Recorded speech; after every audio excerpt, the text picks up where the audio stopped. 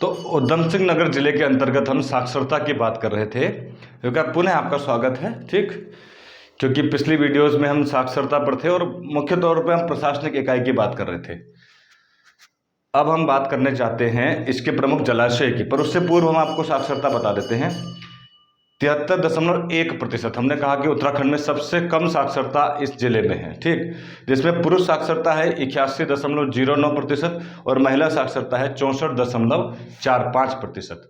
एक और आंकड़ा जो आपको थोड़ा सा उधम सिंह नगर के बारे में जान के अच्छा नहीं लगेगा कि महिला मतलब सेक्स रेशियो में भी, लिंगानुपात में भी हरिद्वार जिले के बाद सबसे कम महिला सेक्स रेशियो यहीं पर है। और मुझे तो लगता है 2021 के आंकड़ों में ये उलटफेर ना हो जाए कि साक्षरता में तो 13वें नंबर पर है, सेक्स रेशियो में भी अंत पायदान पर ना आ जाए। तो ये तो आंकड़े हैं, अभी तो आगे आएंगे 2021 में, आपको चेंज भी करना पड़ेगा। ये यहाँ की प्रमुख साक्षरता की बात करी हमने। अब उसके अतिरिक्त हम बात करते हैं इसके विधानसभा की। देखिए यहाँ पर कुल 9 विधानसभाएं हैं। कितने विधानसभा है? 9 विधानसभा है।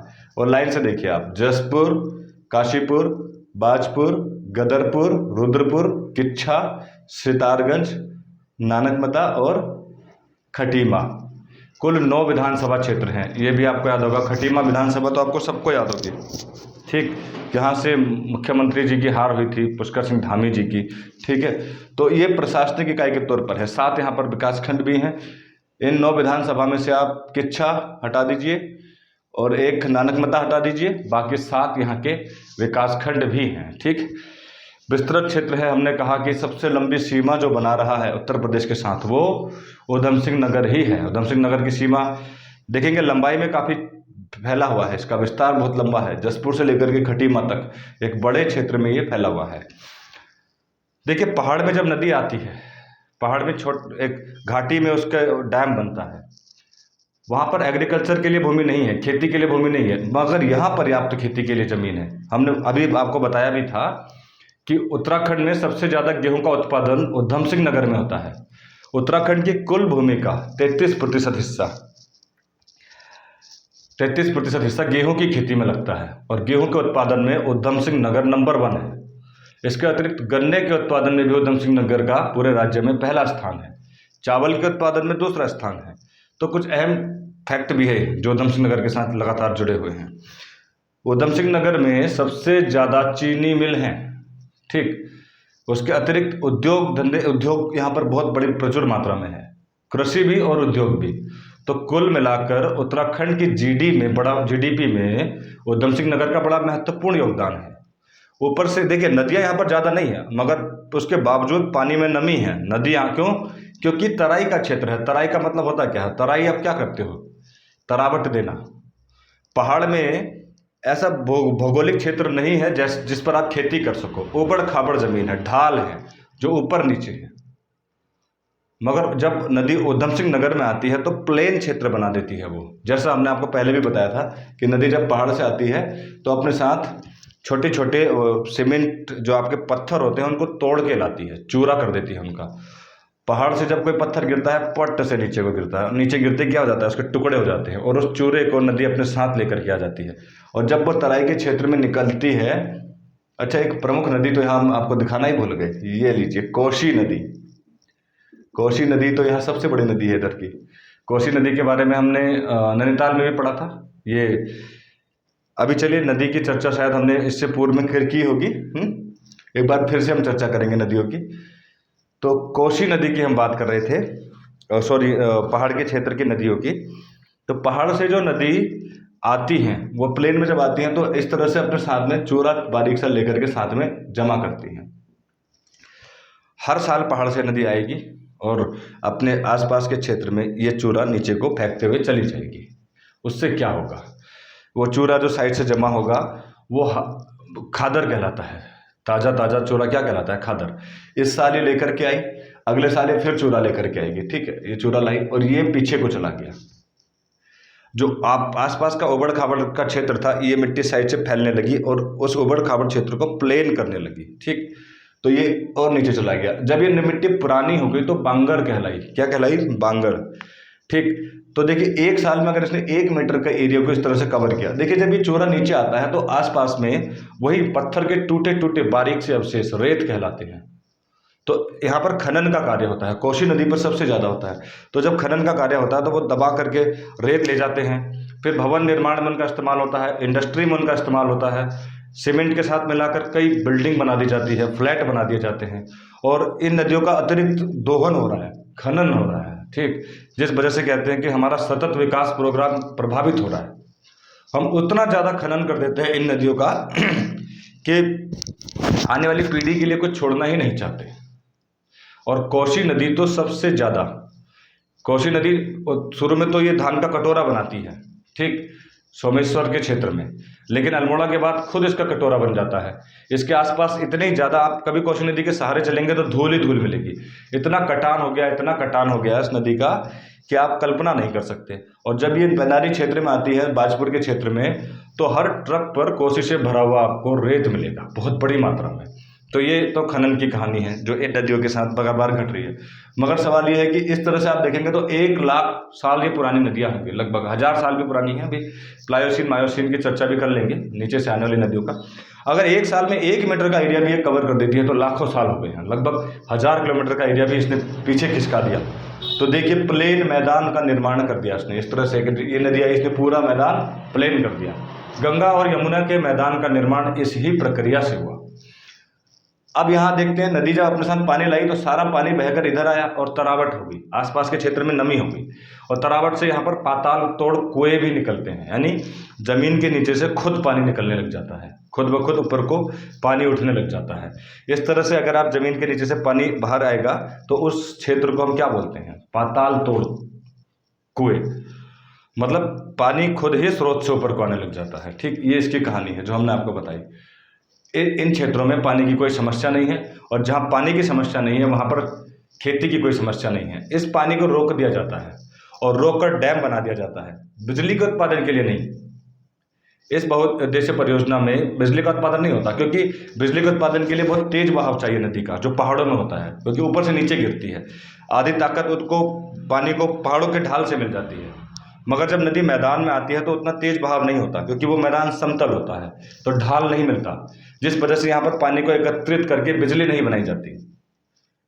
फिर उसके लिए अलग से पावर देनी पड़ेगी, बिजली का अगर यहाँ उत्पादन करेंगे तो अलग से इंजन लगाने पड़ेंगे, लेकिन उसकी ज़रूरत नहीं है, क्योंकि पहाड़ों में वो कार्य हो जाता है। पर यहाँ नदी के पानी को रोका जाता है। किस लिए रोका जाता है? ये जलाशय बनाए जाते हैं खेती के दृष्टिकोण से, सिंचाई के लिए, प्रत्येक खेत में पानी पहुँचे तभी तो इतना उत्पादन होगा ना। उस वजह से यहाँ पर डैम बनाए जाते हैं। बहुउद्देशीय परियोजना के इस हिस्से में उस पानी से खेती के लिए सिंचाई का पानी इकट्ठा किया जाता है और उस पानी में मछली का उत्पादन किया जाता है।